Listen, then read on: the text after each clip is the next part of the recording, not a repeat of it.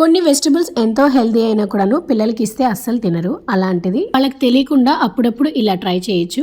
1 cup గోధుమ పిండిలో రుచికి తగ్గట్టుగా కారం, చిటికెడంత పసుపు, రుచికి తగ్గట్టుగా ఉప్పు, కొద్దిగా వాము, సన్నగా చాప్ చేసుకున్న కొత్తిమీర, ముందుగా ఉడికించుకున్న 2 చిలకడ దుంపల్ని మెత్తగా మెదుపుకొని దీంట్లోనే యాడ్ చేసి అంతా బాగా కలిసేలాగా కలుపుకున్నాక కొంచెం నీళ్ళని యాడ్ చేస్తూ చపాతీ ముద్దలాగా కలుపుకోవాలి. చిలకడ దుంప అనేది మరీ ముఖ్యంగా షుగర్ పేషెంట్స్ తినకూడదు అనే అభిప్రాయంలో ఉంటారు.